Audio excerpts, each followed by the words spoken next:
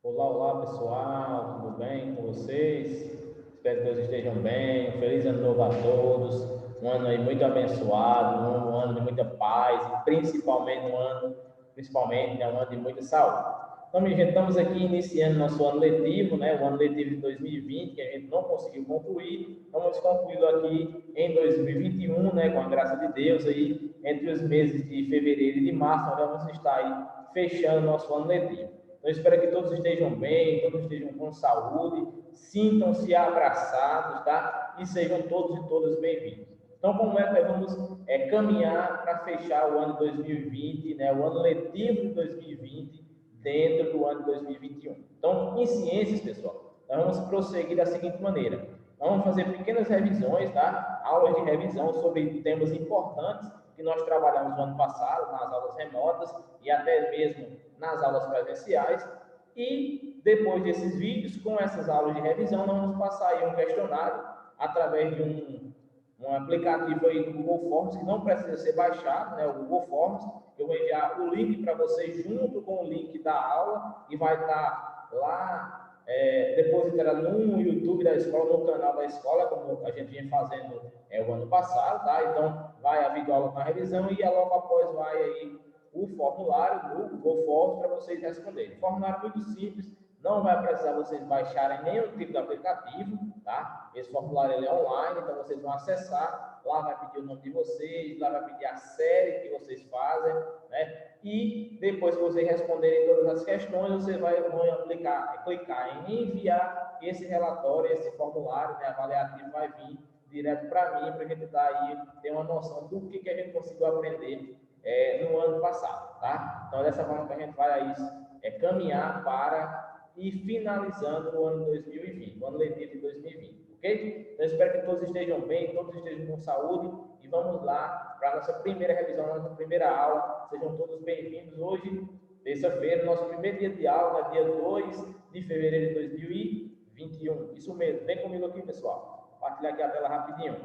Então, vamos começar a revisar, minha gente.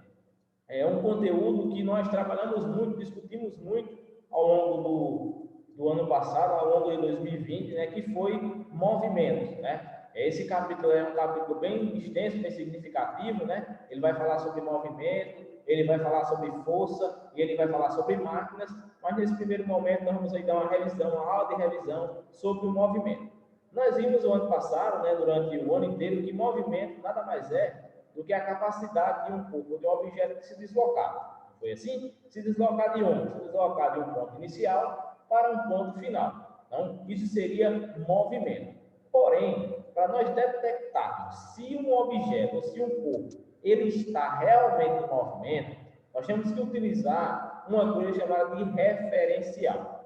Quando eu tenho um referencial, eu respondo com maior certeza, eu respondo com maior amplitude, com maior convicção, se um objeto ele está em repouso ou se um objeto ele está em movimento, né? Então, o ponto referencial ou o referencial, ele vai servir exatamente para nos dizer, para nos mostrar, né, se aquele objeto ele está em repouso ou se aquele objeto está em movimento. A gente percebe aqui nessa animação, né?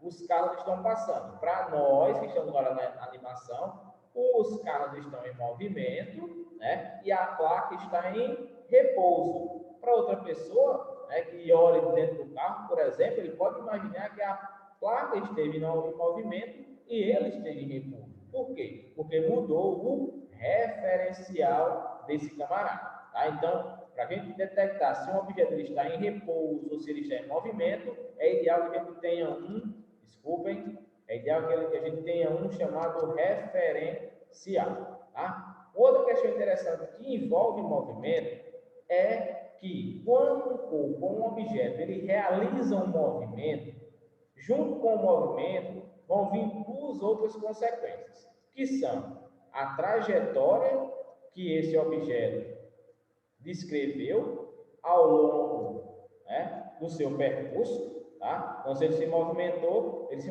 por meio de uma trajetória, tá? E essa trajetória nada mais é do que o caminho que um corpo, que um objeto, ele realiza ao longo do seu movimento. Então, ele vai realizar uma trajetória. A trajetória de casa para o trabalho, a trajetória de casa para a escola, né, que a gente está aí torcendo para que volte, né, a trajetória de casa para o supermercado tem uma trajetória. Então, trajetória é o caminho que o objeto faz. E durante essa trajetória, esse objeto ele vai se deslocar, né? Vai acontecer um deslocamento, porque senão ele estaria em repouso. Se ele está em movimento, ele tem que se deslocar. E o deslocamento, por sua vez, pessoal, nada mais é do que a diferença entre a posição inicial que o objeto estava, tá? E a posição final, onde ele chegou. Então, de onde ele saiu para onde ele chegou, para onde ele ia, seu destino final. Então, isso é chamado de deslocamento. E o deslocamento, ele pode ser calculado, tá? Usando uma expressão matemática muito simples, né? Como nós fizemos aí várias vezes durante a aula. Então, se eu pego a fórmula ΔS de deslocamento, né? Igual a S1 menos S2, eu descubro qual é a diferença entre a posição inicial e a posição final que um objeto ou um corpo ele se deslocou. Imagine o seguinte, eu tenho que um camarada saiu, né, do quilômetro 10, melhor dizendo, do quilômetro 25 e foi até o quilômetro 10.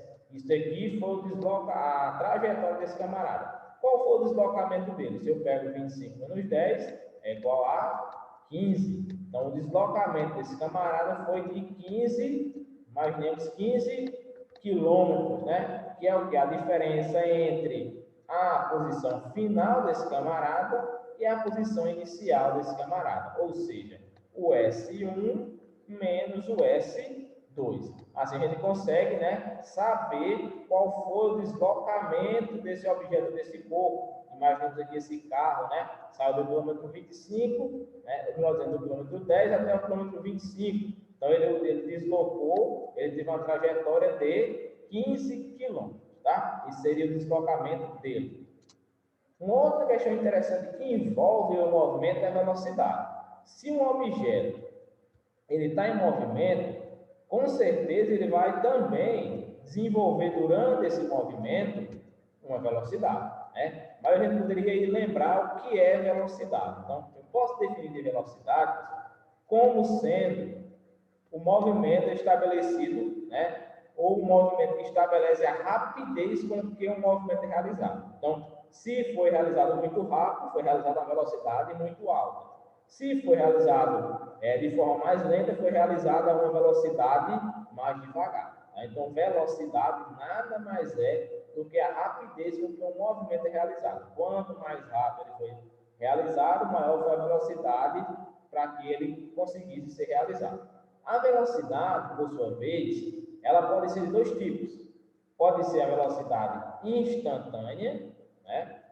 Que é aquela velocidade marcada num momento específico. Por exemplo, um carro vem a uma velocidade de 100 km e tem lá um radar eletrônico de velocidade, né? Quem já viajou deve ter visto. E aí lá só é permitido passar 50. Ele vai marcar a velocidade que o carro passou nele. Então o carro vem a 100 km. Avistou o farol, o motorista reduziu para 40 km. Vai marcar a velocidade naquele instante que ele passou do radar. Isso é chamado de velocidade instantânea. E o outro tipo de velocidade, essa mais comum, é a chamada velocidade média, né? Que é uma média da velocidade que um objeto ou que um corpo desenvolveu sobre o intervalo de tempo. Então, eu quero saber qual é a velocidade média que um carro desenvolveu no percurso entre Jardim de Piranhas e Brejo do Cruz, sabendo que ele gastou 30 minutos para realizar esse trajeto, né, a uma velocidade média, imaginemos aí uma velocidade, ou melhor dizendo, e ele percorreu uma distância de 10 quilômetros.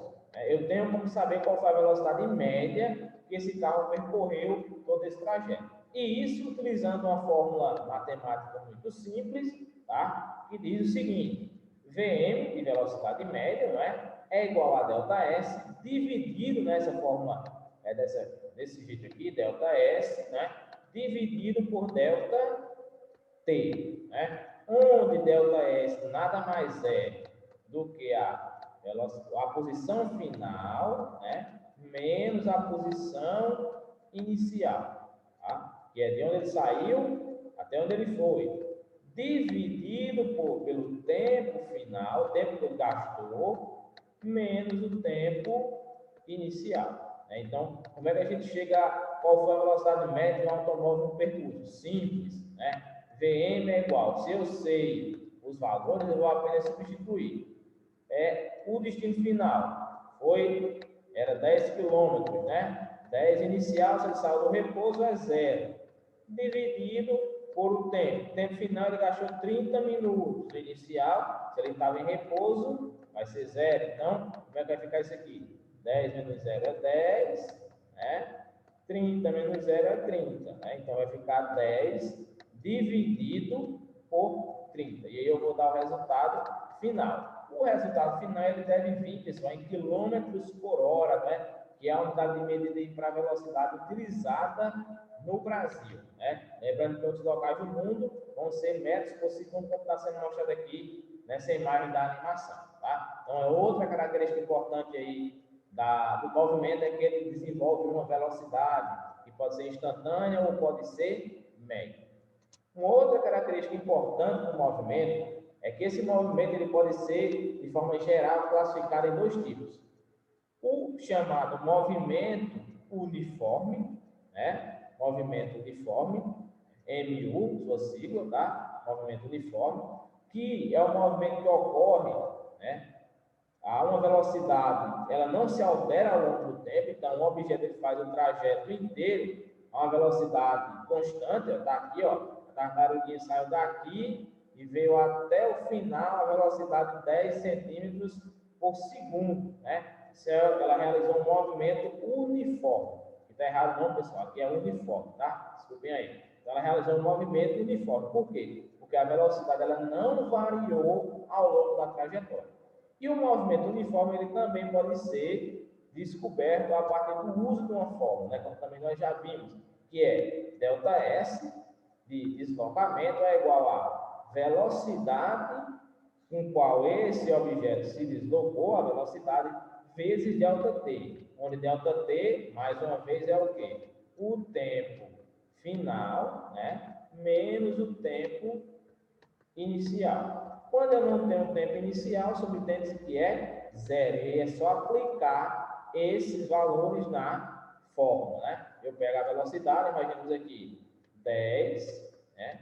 Vezes o tempo. Vamos imaginar que ele gastou 2 minutos. 10 vezes 2, e vai dar aqui o resultado, tá? E esse resultado normalmente vai ser dado em metros por segundo, seguindo aí a ordem internacional de medidas, ok? Então, um dos tipos de movimento é chamado movimento uniforme, tá? Que é aquele onde a velocidade ela não varia ao longo do percurso. Um outro tipo de movimento é o chamado movimento uniformemente variado. Esse movimento é um movimento quando a velocidade de um corpo de um objeto ela varia ao longo do tempo. Então, se vocês observarem aqui a nível GIF, o carro ele acelera, né, ele vem normal, ele acelera e depois ele diminui a sua velocidade para não bater no obstáculo. Então, houve uma variação na velocidade. Ele vinha a uma velocidade constante, ele acelerou e depois ele diminuiu essa velocidade. Então, houve variação da velocidade ao longo do tempo. Quando há variação da velocidade ao longo do tempo, a gente disse que houve um movimento uniformemente variado, representado pela sigla MUV, movimento uniformemente variado. É outro tipo de movimento aí muito importante encontrado na física, tá? E ainda sobre o movimento, se o objeto se desloca, se o objeto desenvolve uma velocidade, ele também tem uma aceleração, tá? Já que a aceleração nada mais é do que uma grandeza física, tá? Que indica a variação na velocidade em um intervalo de tempo. Então, por exemplo, um objeto em movimento uniformemente variado, ele vai aumentar a velocidade. Para aumentar a velocidade, a aceleração tem que aumentar. O motorista tem que pisar mais no acelerador. Se ele quer diminuir a velocidade, o motorista tem que tirar o pé do acelerador, desacelerar, tá? Então, a aceleração nada mais é do que uma variação da velocidade de um corpo de um objeto ao longo de um intervalo de tempo. Essa variação na aceleração, ou essa aceleração, melhor dizendo, ela também pode ser calculada, a chamada aceleração média, tá? Que é um pouco parecida com a velocidade média, ela pode ser calculada levando-se em consideração, né, a seguinte expressão matemática, também muito fácil, que nós também discutimos bastante ela durante as nossas aulas, né? A aceleração média, eu vou só destrinchar aqui a fórmula, ela vai ser igual a ΔV de velocidade dividido por ΔT de tempo, né? Lembrando que toda vez que vier essa figura geométrica aqui, delta, né, grega, indica que eu vou ter que calcular, né, subtrair o final menos o inicial. Então, eu tenho aqui, como é que eu faço esse cálculo? Eu tenho aqui a velocidade final menos a velocidade inicial, né, dividido pelo tempo final menos o tempo inicial, né? Primeiro faço as subtrações dentro dos parênteses, né? Pego a velocidade final menos a inicial, boto o resultado aqui na frente, depois subtraio o tempo final menos o inicial, boto o valor aqui, depois faço a divisão do numerador pelo denominador. E eu vou dar o resultado em metros por segundo, né? O resultado vai ser dado em metros por segundo aí, seguindo a ordem internacional de medidas, né? O sistema internacional de medidas indica que a aceleração deve ser dada em metros por segundo, né? Lembra que a aceleração nada mais é do que a variação da velocidade no intervalo de tempo. E a aceleração, ela pode ser encontrada, né, de algumas maneiras. A mais importante e a mais conhecida é a chamada aceleração da gravidade, né? A gente ouviu falar, falou bastante sobre isso, né? A aceleração da gravidade. O que seria essa aceleração? Né? A aceleração da gravidade nada mais é do que a aceleração do corpo de um objeto, né, em direção ao centro da Terra, né? Então, a gente tem aqui o elefantinho, né? Ele saltou de cima do prédio e ele veio para baixo. Né? Então, é a aceleração de um corpo, um objeto, em direção ao centro da Terra. Né? Então, tudo aquilo que está em cima normalmente tende a cair. Você joga o objeto para cima, a tendência do objeto é voltar para o solo. Por quê? Porque existe uma força vertical para baixo, chamada de gravidade, que empurra esses objetos, esses corpos, em direção ao centro da Terra. E na Terra, a gravidade, a aceleração da gravidade é normalmente 10 metros por segundo. Isso quer dizer que esse elefantinho está descendo aqui a uma velocidade média de igual a uma aceleração média de 10 metros por segundo, tá? Seria a aceleração média que esse elefantinho está descendo aqui. Então, isso seria a aceleração da gravidade. É a aceleração que o corpo desenvolve em direção ao centro da Terra, voltando para o centro da Terra, empurrado por essa força vertical para baixo. E existe a queda livre, né? Que é parecida com a aceleração da gravidade, porém tem algumas diferenças, né? Então, o que é a queda livre? A queda livre é um movimento vertical, como vocês estão vendo aqui na animação, né?